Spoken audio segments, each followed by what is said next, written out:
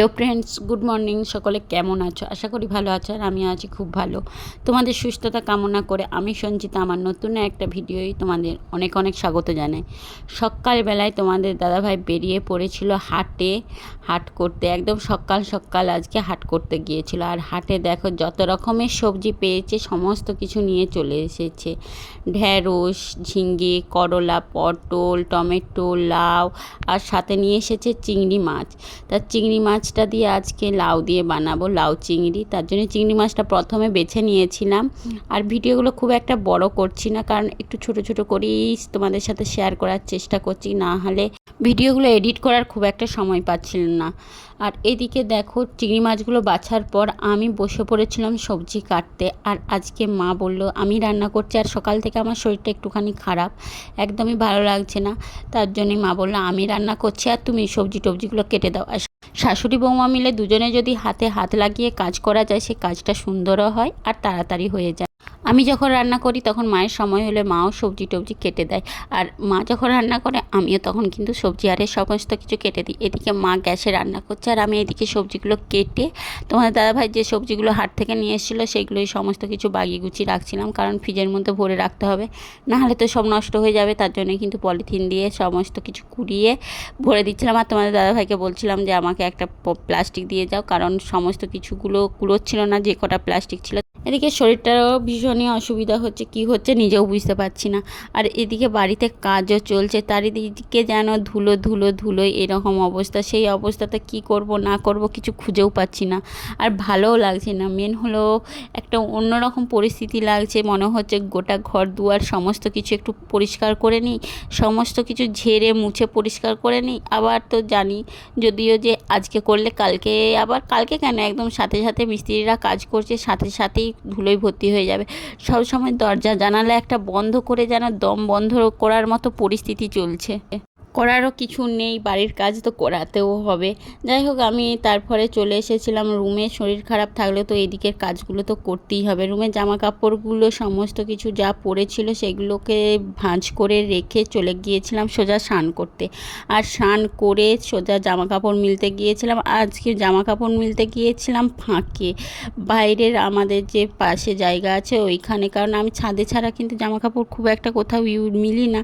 কিন্তু কিচ্ছু করার নেই, মানে যা পরিস্থিতি, আমার তো নিজেরই ভালো লাগছে না। আর আমার ছেলের এইদিকে কোথায় যাচ্ছে একটু দেখে নাও। কোথায় যাচ্ছ তুমি? পুকুরে চান করতে? আচ্ছা, সাঁতার শিখেছ? সাঁতার শিখেছ? হুম, সাঁতার শিখেছ?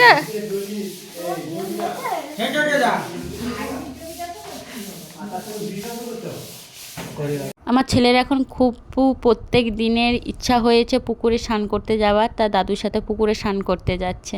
আর দিকে দেখো তোমাদেরকে আমি একটু সেখানে শেয়ার করছি ঘর দুয়ারের অবস্থা। এই ধুলোর মধ্যে থাকতে হচ্ছে। অবশ্যই জানি যাদের বাড়িতে কাজ হয় তাদেরকেই এইভাবে থাকতে হয়, কারণ বাড়িতে থেকে কাজ করাতে গেলে এই রকম তো কষ্ট করতেই হবে। আর মিস্ত্রিরা কাজ করছে, তোমাদের সাথে একটুখানি শেয়ার করছি যে কি পরিমাণ ধুলো, মানে কি বলবো, মাঝে মাঝে মাথা পর্যন্ত খারাপ হয়ে যাচ্ছে, কিন্তু কিছু করার নেই, তার মধ্যেই পরিষ্কার করতে হচ্ছে, থাকতে হচ্ছে।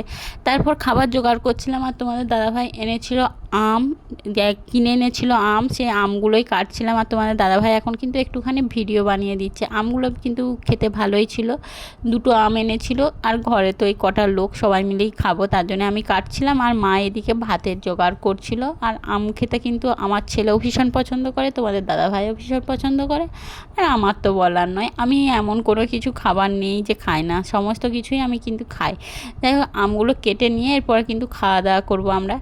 আর এদিকে যা মানে কি বলবো, এই ধুলোর মধ্যেই পরিষ্কার করেছি, করে মুছেছি, তোমাদের দাদাভাইও করেছে, আমিও করেছি, করে তার উপরে কিন্তু খেতে বসতে হচ্ছে, না হলে একদম পুরো চারিদিকে যাচ্ছে তাই অবস্থা। কারণ ঘর দুয়ারের চারিদিকের অবস্থা দেখেই বুঝতে পারছো কম বেশি যে কী অবস্থা চলছে আমাদের।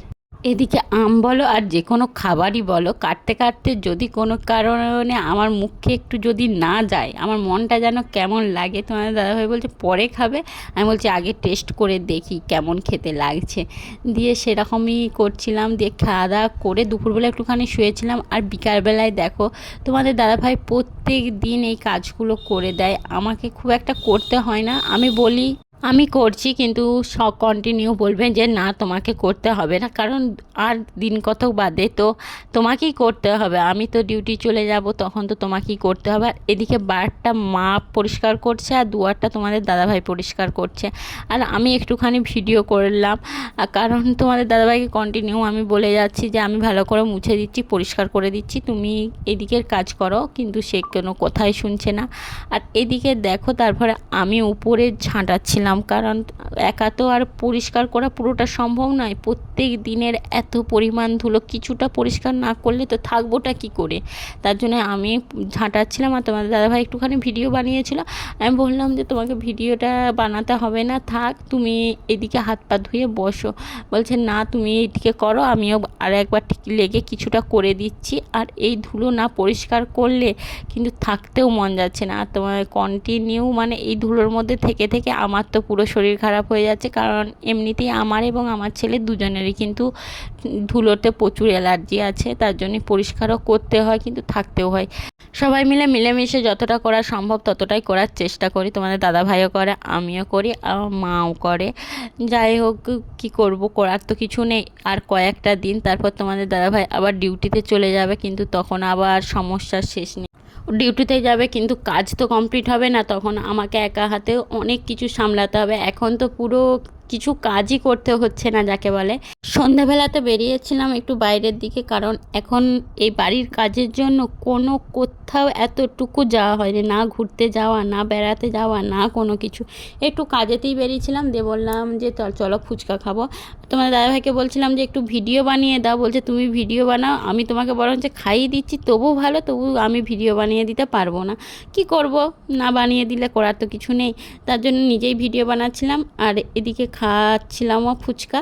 আর তারপরে কিন্তু একটা তোমাদের দাদাভাই এদিকে কাজ হোক যাই হোক একটা উপহার কিন্তু আমাকে দিল। কি উপহার দিল দেখো, কারণ যতই হোক, যতই টাকা পয়সা এদিকে খরচা হোক, বউকে তো ভালো রাখতেই হবে।